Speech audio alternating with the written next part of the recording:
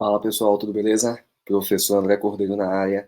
E essa semana iremos discutir aqui sobre o uso da ventilação não invasiva em pacientes com doença pulmonar obstrutiva crônica, com base nas últimas orientações práticas de ventilação mecânica.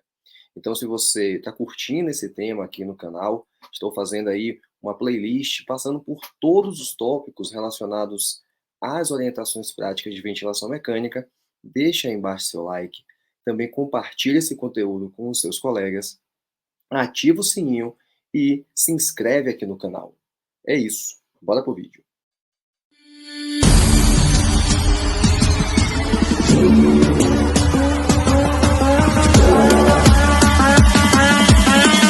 Então, beleza.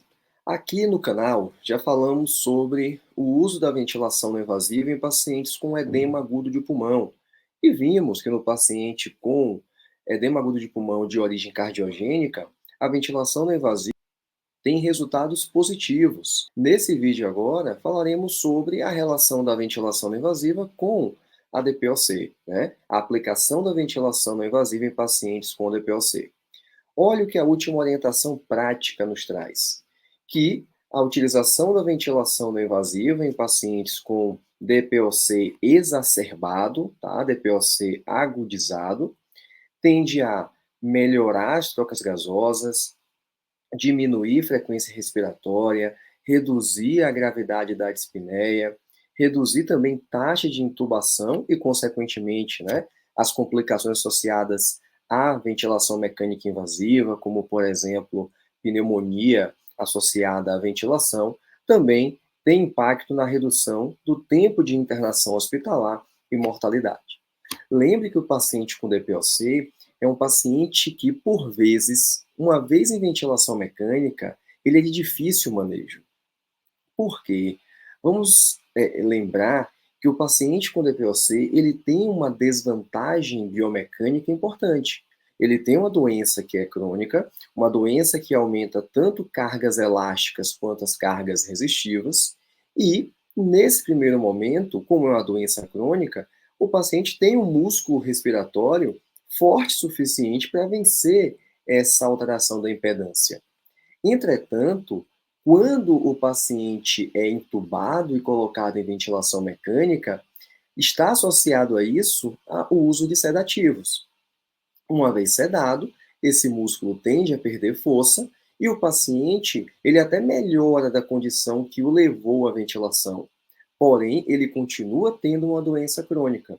Ele continua tendo alterações elásticas e resistivas, mas agora sem um músculo forte o suficiente para vencer essa impedância. Por esse motivo, tentamos ao máximo não entubar um paciente com DPOC, porque uma vez entubado, para tirá-lo do ventilador é mais complicado. Por isso que o uso da ventilação não invasiva é uma estratégia e, veja aqui, ó, reduz o tempo de internação, porque isso está associado também com a redução da taxa de intubação, e esses dois fatores reduzem a mortalidade. Principalmente, dê preferência ao uso do bilevel. Então, lembre que no paciente com DPOC, que exacerba, ele tende a ser hipercápnico, ele tende a reter CO2. E, nesse paciente, essa retenção de CO2 leva a uma acidemia, leva a uma queda desse pH. Consequentemente, o que você quer é reduzir o nível de CO2, trazer o nível de CO2, né, para a normalidade. Consequentemente, o pH se normaliza e esse paciente tende a sair da fase mais crítica, da fase mais agudizada dessa doença. E, pensando em reduzir CO2, você precisa aumentar o volume minuto desse paciente. E o aumento do volume minuto, ele pode ser alcançado através do uso do modo chamado de bilevel. Por que bilevel? Porque ele tem dois níveis de pressão. Então, você terá um nível inspiratório, que é o IPAP, e também o nível expiratório, que seria ali o EPAP, que se corresponde também à pressão positiva expiratória final, né? A pressão positiva ao final da expiração, que é a PIP. Consequentemente, se você tem uma pressão inspiratória e uma pressão expiratória, você aqui gera um delta de pressão. E esse delta de pressão é capaz de elevar o volume corrente. Se você eleva o volume corrente, consequentemente, você tende a elevar o volume minuto, diminuindo assim o valor do CO2, normalizando o pH e tirando o paciente do desconforto respiratório que provavelmente ele tem. Tá? Então, dê preferência à utilização do bilevel. Como saber, né? E como ajustar a ventilação desse paciente? Beleza, vou colocar no bilevel, mas ajuste uma pressão de suporte, isso, né? Se você estiver ali utilizando a ventilação não invasiva, principalmente com o ventilador mecânico da UTI, ajuste uma pressão de suporte necessária para gerar o volume corrente adequado para esse paciente. Além disso, também ajuste o percentual de ciclagem e o tempo de subida. Como assim?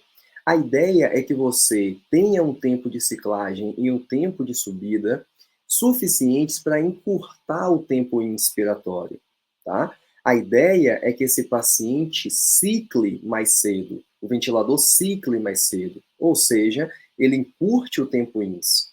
Porque à medida que o tempo inspiratório se encurta, aumenta o tempo expiratório. E se o tempo expiratório aumenta, ele tem mais tempo para eliminar o CO2 que está em excesso, tá?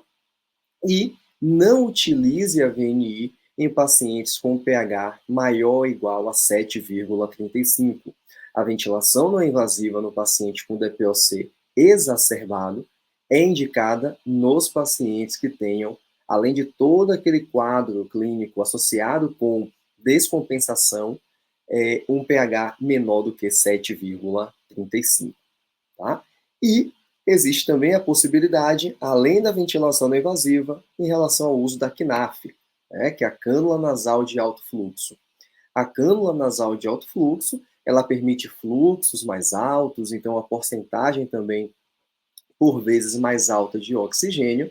Entretanto, não existe uma evidência muito forte sobre o uso da CNAF em pacientes com DPOC. Ela é uma alternativa à ventilação não invasiva, mas não existem evidências fortes suficientes para dizer assim, ó, coloque na VNI ou na CNAF, tá? Tanto faz. Não. A preferência é a ventilação não invasiva e a CNAF, que não é ventilação não invasiva, a CNAF é uma oxigenoterapia de alto fluxo, ela é uma alternativa à VNI. Entretanto, ela não está com o mesmo nível de evidência que a ventilação não invasiva tem em pacientes com DPOC exacerbado.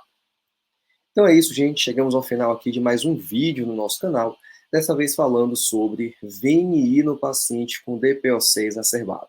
Se você gostou desse vídeo, deixa aí embaixo seu like, também se inscreve aqui no canal, compartilhe esse conteúdo com os seus colegas e ative o sininho, porque toda segunda e toda quarta sai um novo vídeo aqui no canal falando e atualizando vocês sobre as orientações práticas de ventilação mecânica. Então é isso, até o próximo vídeo.